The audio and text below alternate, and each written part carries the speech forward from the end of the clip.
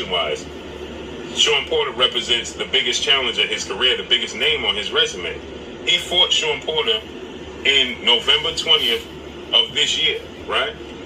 November 20th of 2021, excuse me, is when he fought Sean Porter. Errol Spence fought Sean Porter September of 2019, in which he unified against Sean Porter. Sean Porter was the WBC champion. It was a unification bout. And he beat Sean Porter. And he dropped Sean Porter in the 10th round of that fight. And he clearly won the 11th and 12th round to separate himself in the fight as to who was the winner, right? That was 2019. The biggest name on Terence Crawford's resume is Sean Porter. He fought him 2 years later. 2 years later, 2021. Okay? Also, right? When Sean Porter fought Errol Spence, he was a world champion. It was a unification bout. When Terence Crawford fought Sean Porter was the mandatory challenger. 2 years removed from losing to Errol Spence. Now, Terence Crawford, he dropped Sean Porter in the 10th round twice, and Sean Porter's father, trainer, and manager, Kenny Porter, saw enough and waved the white towel. Errol Spence dropped Sean Porter in the 10th round of their fight, but it was late in the round. Sean Porter got up, and Sean Porter attested and said that he was hit and hurt. He was hit harder and hurt worse than when he got dropped by Terence Crawford, when he got dropped by Errol Spence. Those are the words of Blueblood Sports TV, my main man in crime. We do disagree from time to time. Bars. And what Blue is saying is that Errol Spence has done more than Terence Crawford based on Roy Jones's prediction and James Toney prediction of who would win that fight, and they both picked Terence Crawford. Okay, that's a separate video. This video is the counter Blueblood Sports TV. Say it in his own words. Love you, gotta get you. And let me counterpunch Blueblood. He says that Sean Porter said that when Errol Spence hit him, you know, he was more hurt, and you know, he got up from both fights and both knockdowns, but he was more hurt from Errol Spence, and he fought Errol Spence 2 years prior when he was a champion. Okay, so that was in essence supposed to be more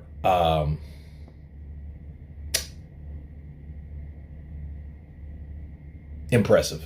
Okay, that's the word, more impressive than Terence Crawford doing what he did. Okay, well, first of all, it wasn't the 10th round. Errol Spence dropped Sean Porter in the 11th round.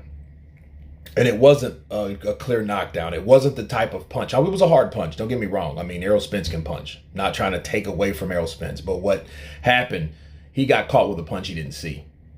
Both times he did against Terence too. But when he got hit by Errol Spence, it was a punch that he got caught and he didn't see.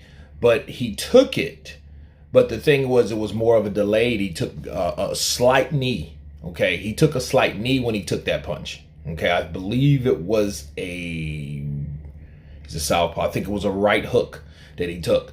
And when he took it, you know, he went down just a second and he got back up. It wasn't even really, he wasn't down on his ass. His glove hit the canvas. That's why it was labeled official knockdown, because anytime your glove's supposed to hit the canvas, that's an official knockdown. Okay, so that's what happened to him. When Terence Crawford hit him, he hit him with an uppercut, moving in, trying to throw his own punch, and he got countered with an uppercut. He goes down on the seat of his ass, okay? And he gets up because it's Sean Porter. He's a tough guy. He's a tough kid. What do you want from him? He's going to get back up. But then he goes down again right after the exchange. The next exchange, he goes back down, okay? He gets beat back down.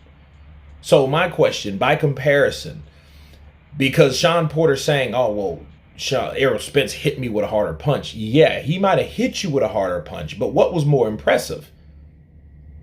You getting hit with a hard punch from Errol Spence and going down and getting back up and rallying the rest of the round and the round after, which was the 12th, or getting hit, going down on the seat of your ass, getting back up and getting beat down again. Which one is more impressive? And your dad's going to stop the fight. Okay, obviously, if your dad had to come in and stopped the fight, obviously, that was the more impressive. That had your father concerned. I talked to Kenny Porter personally, and he told me why he stopped the fight. Okay, if you guys are members of my channel, you know he said, I did not like the way Sean Porter was looking because I never seen him done like that. So if we want to take someone's word for what they felt, sure, I'll give you that. Errol Spence can punch harder than Terence Crawford, maybe. Right? For one, punch to punch. You hit me, I hit you type shit. But what was more impressive? When he was a mandatory and he fought Terence Crawford and got stopped the first time ever in his life, or when he got knocked with a flash knockdown in the 11th and rallied all the way through and had a split decision. Terence Crawford made Sean Porter's father stop that fight. Versus Errol Spence and Sean Porter, he fought Errol Spence to a 12th round split decision. Which one's more impressive? Exactly, Terence Crawford, because Terence Crawford was the one that ended the show, or he made the corner in the show for that fighter. Counterpunch. So I get Blue. He's going for Errol Spence. He's saying that Terence Crawford is not the same type of fighter. He's not the same switch hitter like he used to be. Okay, well, let's find out. That's all I can really say on it. But I have my money on Terence Bud Crawford. So if he's trying to compare resumes, okay, well, Kell Brook, he mentioned Kell Brook, okay. Well, they both stopped him. Let's talk about Kell Brook for a second.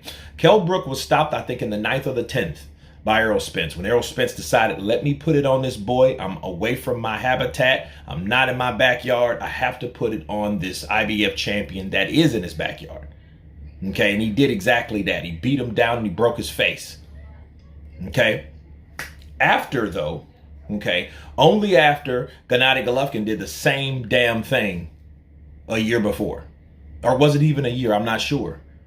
But Kell Brook went to 160, as you guys are reminded of. It wasn't like he was an undefeated fighter when he fought Errol Spence, okay? So that was different. If it would have been, I could understand the comparison, but you can't, because he already got beat up by Golovkin and got his face broken.